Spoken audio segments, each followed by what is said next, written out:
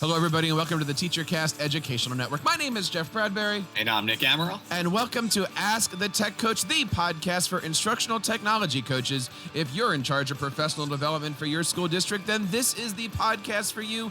Welcome to episode number 37. Today, we're going to be talking about ways to create online learning modules for your school district. And Nick, this is something that you have a lot of experience doing, isn't it? Yeah, it is. And I'm excited for this one, Jeff. I know, we and I've been asked recently a couple times now about designing and building online learning modules for my teachers. It's an initiative and a goal that I've had about since I started here at my district in order to take the modules and actually really gamify it and make it self-paced, self-directed. That way teachers can do this learning anytime they want, any place that they want. So I'm excited for this and hope that we can kind of share how you and I have gone about doing this for each of our districts. It is a great topic. We want to hear from you guys. If you've ever created online learning modules, or if you guys are looking to bring online learning into your school district, check us out over on Twitter at AskTheTechCoach. Leave us a voice message over at teachercast.net/voicemail or email us at teachercast.net. We want to hear from you guys. We, of course, have a fantastic show coming up. We're going to be talking about that. We would love to invite you guys on. But before we do that, I want to share some of the great things that happened last week in our Tech Coach Mastermind. Nick, it was a great time. We got over 20 tech coaches together and we did an entire mastermind roundtable on two very important topics. Tell us a little bit about it, Nick. So we covered COPA or COPPA and FERPA, which I think is definitely going around, is stuff that, in tech coaches in our position, professional development personnel, even just, teachers and admin. It's something that we have to understand more about and how we can manage and facilitate both of these laws in our districts. And, Jeff, I know myself, I'm not the most fluent on the two, so I took a lot away. And I know our masterminders also took a lot away. What was your impression of the meeting and the feedback? It was great to get all of our cohorts together. I learned a lot. I learned that COPPA is not an educational law. They said that a couple times in there. I thought these were both educational things, but it turns out FERPA is the educational law, where COPPA is more of a federal law. Absolutely. And I took that away as well. And I thought that's something definitely that, needed to be understood more, is every time I thought about it is when they said, no, that's more about the ed tech tool. Those are the rules and laws that they need to follow. So we can just find out who's following them and who's not, but not necessarily that we have to do any said thing specifically to follow that law. And we say this in our school district, we say, is the application COPA FERPA compliant? And I'm starting to wonder, is that the right way of putting this? Because COPA is for the tech company, FERPA is for the school district. So, it's an interesting topic, and I'm glad that we had a chance to bring all of our mastermind people to it. And, many people have asked us recently, is this mastermind for me? Should I pick this up? And I'm going to tell you guys right now we are running a holiday special where you can get either $50, $100, or $150 off of your mastermind plan. If you are looking for some great individualized professional development for yourself, head on over to teachercast.net/mastermind. We have some great things for you as being a part of our mastermind. Of course, as you just heard, we have some, monthly meetings. We do 2 monthly meetings as a group where we get everybody together and we basically help you guys out. We are here to help you guys on your journey as tech coaches. We are here to come up with a way to help you with your goals, help you with your plans.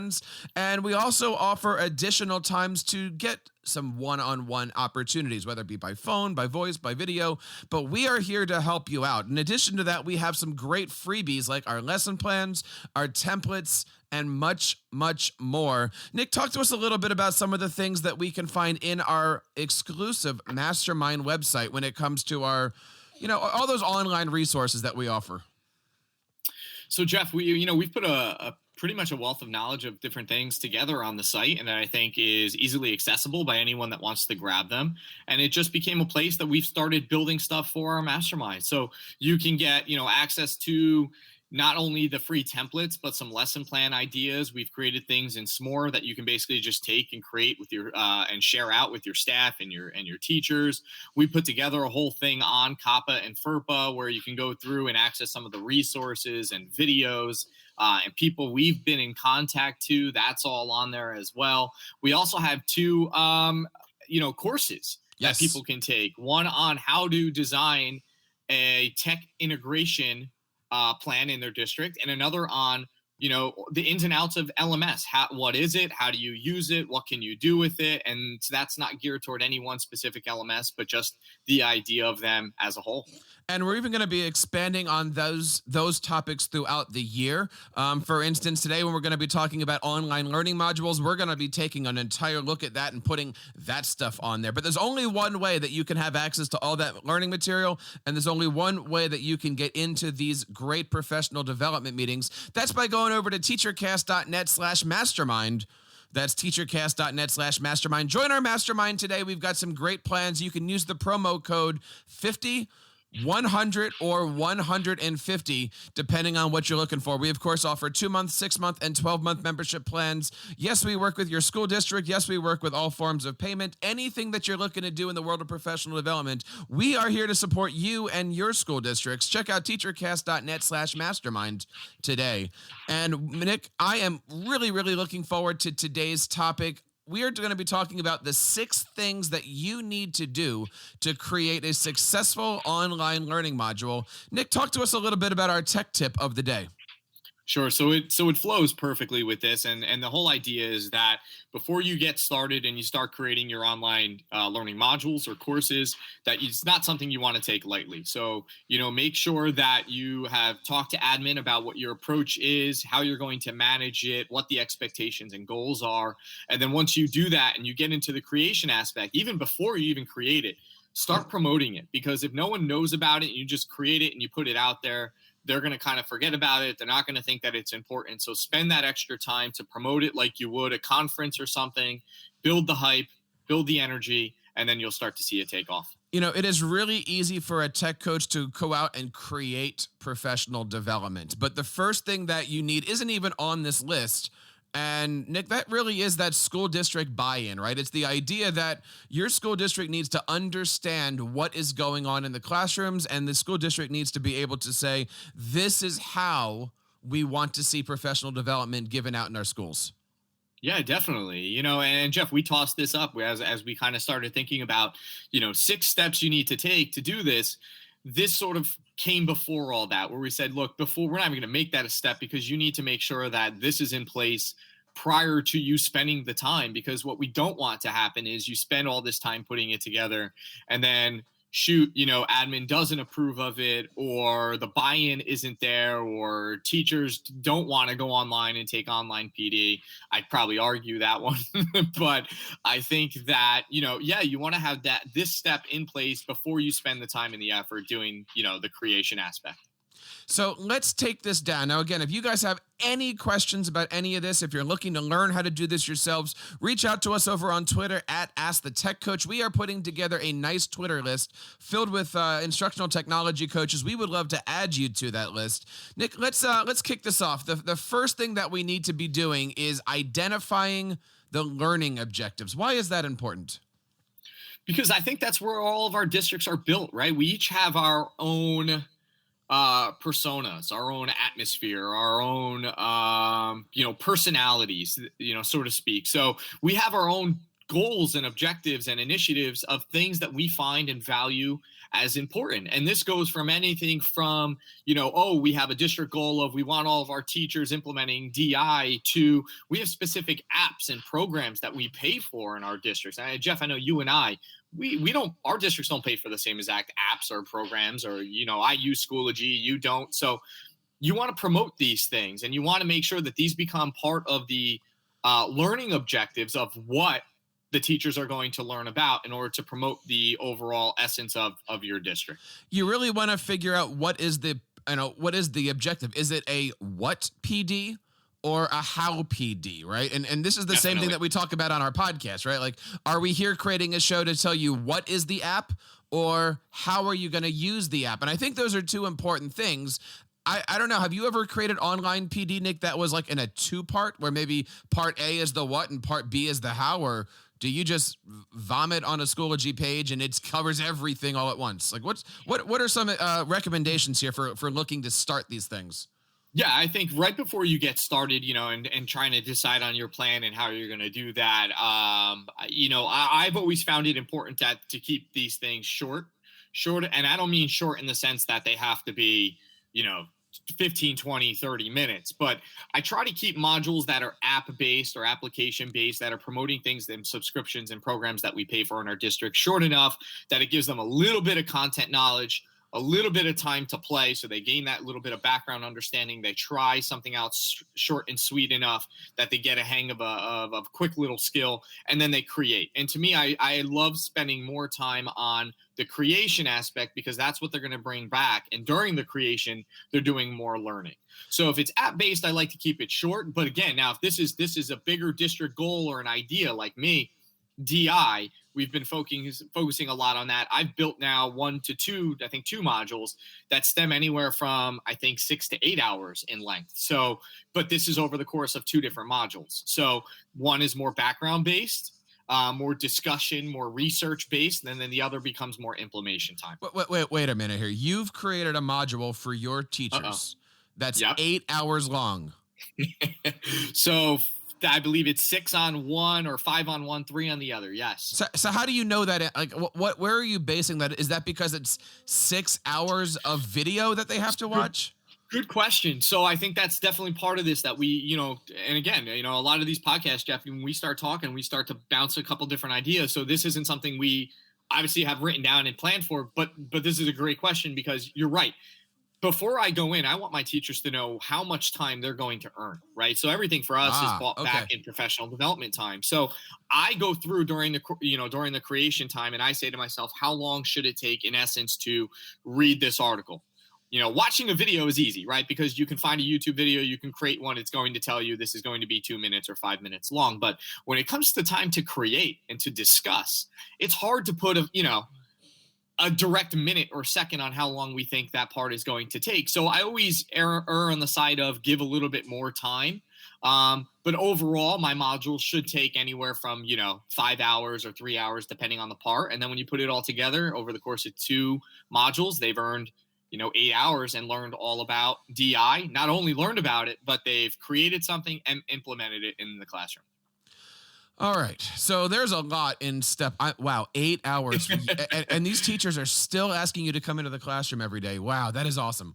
All right, let's take a look here at step number 2, right? Okay, we've understood the learning modules. We know what we want people to get out of it. We know if it's what versus how. Now we basically have to decide where to put this. Now, you've got Schoology, which is an amazing, amazing platform. Other people have other different types of platforms. Talk to us a little bit about that learning management system. Why is it important when a school is using a learning management system like a Schoology, like a Canvas, like anything else in there? Why is it important that we bring the PD into those modules and not try to bring PD outside of those modules? So, that's a good point. So I think one of the basic answers to this is figuring out where your teachers spend a lot of time. And if you're finding your teachers are spending a lot of time in Schoology because they have their courses built in there and they run everything through that, or a club as well, then pick that spot, because nothing is worse than you building a completely separate platform from anything that your teachers are using. And now they got a new password and code and they got to remember about that site. So, I utilize Schoology, obviously, because we're district wide. It's the program we use, but it's where my teachers spend a lot of their time. You don't have Schoology, but you find that you've done a lot of work with digital playlists and things like that. So Jeff, when you created your online learning modules, where did you build it off of? Well, and we built everything off of Google Sites, right? Because, really, what is the essence of an online learning module? It is a way to model how you want your teachers to be creating things for their students. Absolutely. And in your district, Nick, you are a Schoology district, and you want to see the teachers creating things for their students. And with our district, we want to be seeing our teachers creating things in Google Sites. And so all of my PD has been based off of sites. And, we're a Google school, so it's easy to do that. You guys are a Google school, but you're also running Schoology, so it's easy to do that.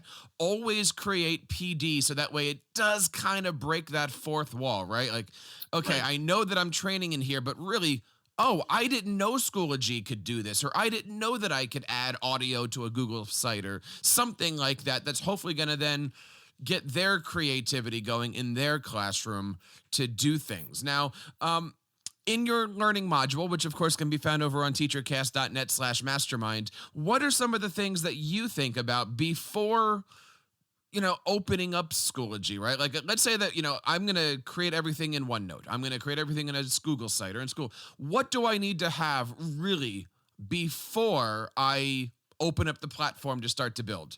Is this something that I should be drawing out on paper first? Is this something I should be, talking to some friends or teachers about? Like what actually happens? Because for so many of us, Nick, we just open up the tool and start to use it. But I don't know if that's the best way of looking at this. Yeah, so I go ahead and, you obviously you can draft stuff in a Google Doc, which is probably a great idea if you're using a program like Google Classroom or Google Sites before you start just dropping things in, especially if people are going to have access to that directly and right away. If you've already created a module or something like that, or you have a few modules and teachers have access to the site, and then you start creating and adding stuff to that site, obviously you want to keep the site published and updated, but you don't want them to have access to the most recent thing. So yeah, you may want to draft things on a document and kind of model that out. A great tool that I've used in the past. I don't use it now, but it's been very great, very good when I've been kind of designing beforehand. Was a mind mapping program, something like Lucid Chart, I believe, or I'm trying to remember, Coggle. That was the one. Yep. So those are great ones for mapping out, especially for courses, because you're drawing out directions and paths and things like that.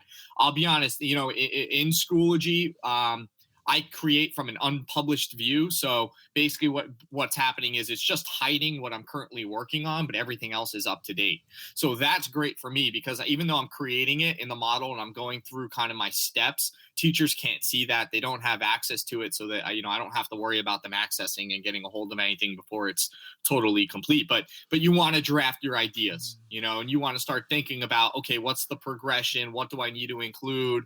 What do teachers want? Which I think we'll kind of jump into our step number 3. So I'm getting nervous about all this, and this seems like it's a big job, right? Because if you're going to be creating an 8-hour PD, that must mean that it's going to take me 25 hours to actually create this thing that may or may not work. That's a lot of time, right? It is. Yep. And I don't want anybody out here listening saying, I don't have the time for this. I mean, I have done very successfully creating online learning modules using Google Forms. Right? The idea that you can just create a simple Google form, and above each of the questions, maybe you have a video or something in there that teaches. You could do this thing very, very lightly, A, for your students, right? Or B, for your teachers. I mean, like if you wanted to do how to use Canva, or I don't know, something like that. You could easily do a simple Google form with a bunch of videos and do that. Now, it doesn't have to be. I mean, and I know a lot of professionals in the educational space are using WordPress to create things. There's a lot of really nice plugins that nowadays that turn your WordPress website into a learning management system, into a course-based things. I would always recommend, I would say if you're interested in going in that direction, email us, check with me, find us on Ask the Tech Coach, feedback@teachercast.net. I would never recommend everybody get into that. It's of course very easy to install a plugin and just start making things, but really you need to understand that you're actually trying to build a membership site, and I wouldn't recommend that to everybody based off of hosting. That's another podcast that I do.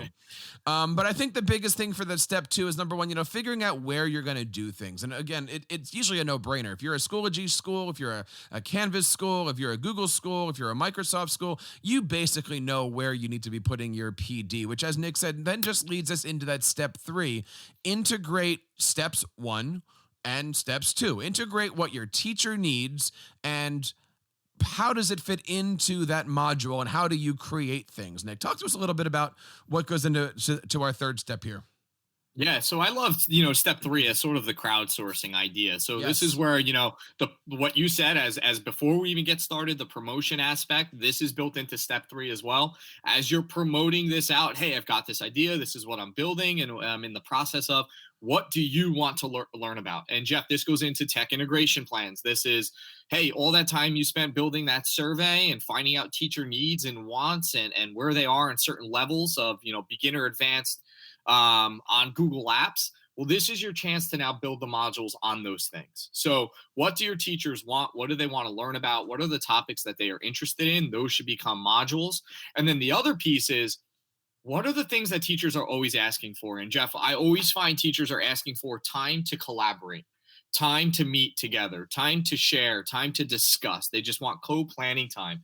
And this to me was, like you said, you can kind of break that fourth wall in essence. And well, you know what? I'm going to build time for you to collaborate and share and discuss inside the module. And it just becomes kind of this big open roundtable discussion with all of your teachers. It is such an important step here because, again, you need to know that what you're working on is going to be accepted by teachers. Many school districts, they create PD that teachers have to do. Many school districts create PD that is optional for teachers. Well, how do you know that you're going to be wisely spending your time on something that works? This is really, really important that you get that step buy-in. Let's see, Nick, what is the next step that we have to do on our journey here? Sure. And I think this is the longest one. I think it comes down to, okay, now you're in the process, you want to start building is what's the framework? What's the workflow? How is the module going to start from beginning to end? What are the teachers going to do and go through? And I will tell you, when you're going to get started with this, I've always, you kind of actually said it before, Jeff, and I just want to kind of go back and mention it. You said one of the things you're doing when you're building these modules is you're kind of showing what your expectation is or what teachers should be doing on how they teach with that thing. So if they're teaching Google Site, they're using Google Sites for a module, and you've created this playlist style of how they're going to go through the course, you're modeling that.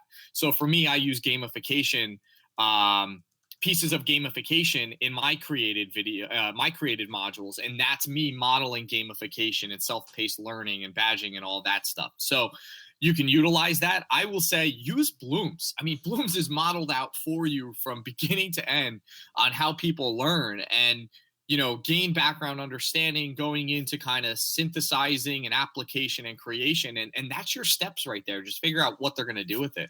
Now, how about you, Jeff? Do you have a particular module? Is there a framework you use? Yeah, my model is basically random, based on what we're doing here. And this is a question that I get asked a lot by tech coaches, and I wanted to kind of throw it up in the air here. If you are creating a simple, I'm going to say simple here, how to do something, right? And let's say that you see a fantastic teachers.tech video or Eric Kurtz video or a Ditch That Textbook, something that you see online that you're like, that's great. I want all of my teachers to see that. I'm going to build that video into a learning module. Here's the question, Nick. Should I? Should I take what Jamie Keats does over on teachers.tech and put that in one of my learning modules and say, guys, watch this video and learn from it? Or if I'm the tech coach in a school district, should I be making all of the videos original? Right? That's an important question here. And this is one that we get often. I have my opinions. I'll give my opinions after I get your opinions on this, but should you be making all original content for this stuff? Or can you go and pick and choose what you find on YouTube? So that's a big question. I get that asked all the time too, and you hit on it before, great. If you're designing an 8-hour module, so in essence, am I spending 25 hours to put this together? And I get asked that question all the time. How long did it take you to put it together? And the other question I always get is, well, who manages it? And who's going to spend that time and have that time available to manage it, which is a whole nother probably blog post for us to talk about how that works. I'm one person, I do it, but people just have to think about that in the back end, that, it does save you time, Jeff. If you're one PD person, I just want to put this out there. You're one PD person in your district. I am one person for 2 high schools. This helps supplement me. When I'm in one building, but teachers still want to learn about something, I could always push them and gear them toward the module where maybe they gain the background understanding, and then they schedule time with me later on. So that's just, something for me to put out there. But if we're going into this aspect of creating, I would say, no, if you see something that you like and it's a video and it can help you, use it. I mean, I love the idea of getting started, getting it off the ground, and using these great videos. No one's saying you have to create everything from beginning to end. Now, however, if you want to start personalizing it, you want to make more of a direct connection to what your teachers are using this app for, or this program, then that's where you need to start thinking about, okay, can I take this video and can I make it a little bit better or personalize it myself? But definitely use what's out there. Don't spend so much time thinking you have to create everything from scratch. And then once you get these modules up, if you want to start personalizing, updating them and whatnot, and you have the time available, then create a video yourself. So this is where you're wrong, Nick. Uh-oh. I'm sorry. I was setting you up for that. Okay. Here's my philosophy on this. First of all, I gotta say, I don't disagree with much of what you just said. If you're gonna be asking a teacher and you're gonna be saying this module is 6 hours, if you're gonna be saying it's a 1 hour commitment, it can't look like you spent 5 minutes doing a YouTube search for how to use Canva and slap a YouTube video on. It's got to look like that was created for them, by them. And I think there's merit, right? Like if something new comes out and Jamie Keats pops it out, and I only talk about Jamie Keats because his videos are fantastic. But if you see something that's out there and you want to put it in a newsletter, great. Go show off the EDUs in 90 or the Eric Kurtz video. All of that stuff is fantastic. I'm just of the belief that if you're going to be creating a video-based system for your school, then you need to sit down and make the video. And it's got to be branded, and it's got to be, again, as you said, personalized for the school district. And it's got to be in your voice. And this is something I'm kind of passionate about, because really the online courses for a tech coach serve 2 things. Number one, it is an online learning module. It is PD for the teachers, but it's also another way for the tech coach to show off that, hey, I'm a great person. I know what I'm talking about. Come and find me, right? Because you can always end all of your videos with, hey, if you have any questions with this, here's my number, here's my email, come and find me. And if you put that as a tag to all of the videos that you create, that will then hopefully get some more business for you. And I guess I'm just kind of passionate about this one. Maybe this is more teacher cast coming out of, create stuff on your own. It's okay to use other people's videos, but make things as personalized as possible. And you're not wrong, Jeff. I think we're both thinking the same idea. Do I find videos? Absolutely. But I don't find all of my videos that way. And, right. And what I found has worked for me recently has been in the background stage. So during the background stage, when I go, okay, let's just say you mentioned Canva before, and they're going to take a module on Canva. The beginning might be, so what is Canva? And I might actually go to YouTube, grab a quick video that's from Canva that just gives the quick, it's like the 30 seconds, yes, the 1 minute, whatever. But then under that is like a Google Doc or something where I've gone through and I've said, okay, now here's what Canva can do for you type thing. Or I might create a video. And then later on in the learning, if I do include another video, and now it's more hands-on, like, hey, I want you to learn how to do this. I just did this with Google Drawings and creating kind of like ThingLink-esque hidden links within a scavenger hunt type thing in a Google Drawing. I created that video. And I'll tell you, and you're 100% right, because when you spend the time, you've gone that extra effort to do that. I've had teachers come back to me and they're like, by the way, that video was phenomenal. I loved it. It was personalized to what we were doing. I've even had a couple teachers send me emails where they're like, now I know anytime I need to learn about anything, I'm going to YouTube and look up Nick Amaral on YouTube and see if I could find his guided tutorial because it was easier for me to follow. I don't think I'm any better than anyone. I think that it was just personalized because I'm taking it from our district's approach, which is 100% what you said. So yeah, I do think if you take it to that extra step, you create them yourself, it's just going to feel more personalized and organic to your district. I agree. But, and also to kind of back you up, if Canva has a 90-second video that talks about what Canva is, use that 100% of the time, right? Like you don't have to recreate that wheel. But yeah, if you're going to be creating the how to do things, do that by yourself. And you realize that all the, the Jamie Keats, Eric Kurtz, Casey Bell video, they're making those specifically for their own school districts. So, have fun with those things. Yep. It's something I'm passionate about. Now, before we get to step 5, let's kind of reflect here. Again, step 1 here, of course, is identifying our learning objectives. Step 2 here is deciding where we should be putting our modules. Step 3 is integrate teacher needs with what we want to put into those modules. Step 4 is, of course, deciding on the framework. Now, before we get to step 5, there is something that we need to say here, Nick. Uh-oh, what's that? Happy birthday, Nick. Oh, thanks. Yes, it is my birthday. Today is Nick's 21st birthday. Is that the idea here? I wish it was my 21st birthday. That was a fun birthday. And Nick and I are celebrating his birthday today by promoting and launching his brand new website, nicholasamaral.com. Check it out. He's got some great stuff. He's got some great things going over there, and we're going to be looking at that over the next couple weeks. So, Nick, happy birthday. Thank you. I appreciate it. All right, enough of that. Get us into number 5 here. Now that we've figured out what framework that we want, step 5 is kind of important. What is step number 5? It is. It's important, but it's kind of short. It's give time to reflect, share, and implement. And blow out the candles at the end, right? We reflect and blow out the candles. I mean, this is basically what it is. Your teachers have gone through a module. They've learned about something. I'm hoping that you've given them time to create and to implement something in their classroom or try it out.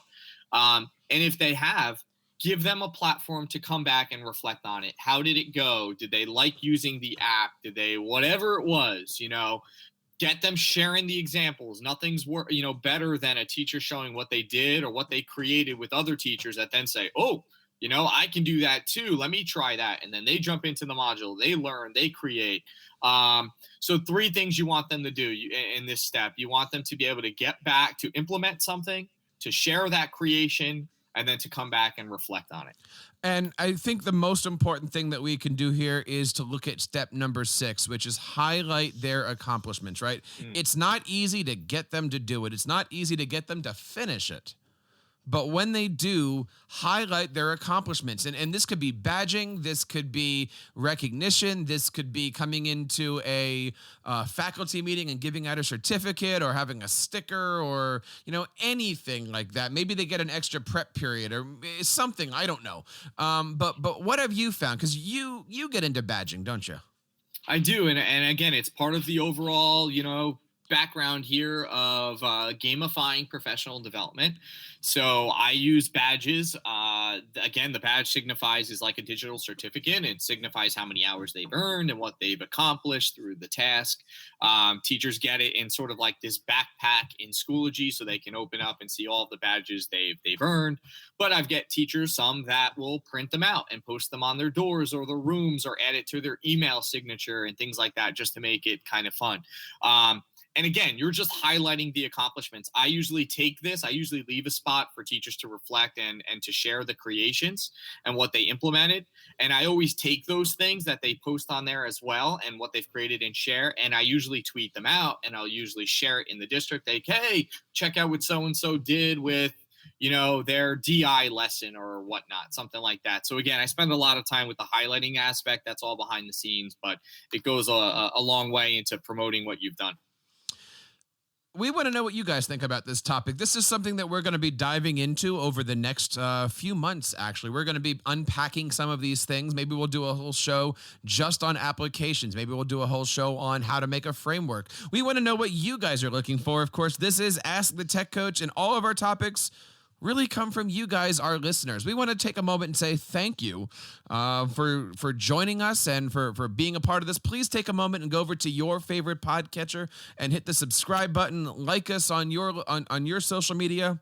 And of course, if you're on over there on iTunes, please take a moment and leave us a review. It would really, really mean something to us. We want to know that you guys are out there, and we would certainly appreciate it if you guys could help share this show with your friends and other co-hosts. We would love to have you guys be a part of this and all of our shows. Of course, next week we have our Tech Coach Roundtable, don't we, Nick? We do. And, I'm excited because those are always fun. That where we just get together, we'll, toss up an idea or something we've talked about. So we may talk about Chrome extensions. We may talk about some of this online building of online modules and PD and things like that. And we get to hear from other voices, PD voices around the world, which is always fun for us to just sit and chat and share out with our listeners. And we would love to have you guys be a part of this. We do our roundtables at the end of every single month. If you'd like to show off all the great stuff happening in your school district on the Ask the Tech Coach show, let us know. Find us over on Twitter at Ask the Tech Coach, or email us over at feedback@teachercast.net. We would love to have you guys as a guest on the Ask the Tech Coach podcast. One other thing here, Nick, our 40 Chrome extensions that every tech coach should know is doing really good. I think we've had a couple hundred downloads in just the last week of this. Head on over to episode number 36. Of course, the link is going to be on this show, also episode 37. But we did some pretty cool stuff last week with Chrome extensions. Check out that episode. Of course, next week we're going to be talking about all of the stuff on our Tech Coach Roundtable. Nick, where do people find all the great things that you're doing? So they can follow me on Twitter at @NAmarelEDU, or they can go to my website, nicholasamarel.com. And obviously on here with you, Jeff, at Ask the Tech Coach. And of course, we want to know what you guys are doing. Leave us a voicemail over at feedback@teachercast.net or teachercast.net/voicemail. We'd love to hear from you guys. We want to have you guys be a part of our show. Thank you guys so much for making TeacherCast your home for professional development. And on behalf of everybody here in the TeacherCast Educational Network, my name is Jeff Bradbury. And I'm Nick Amaral. Reminding you to keep up the great work in your classrooms and continue sharing your passions with your students.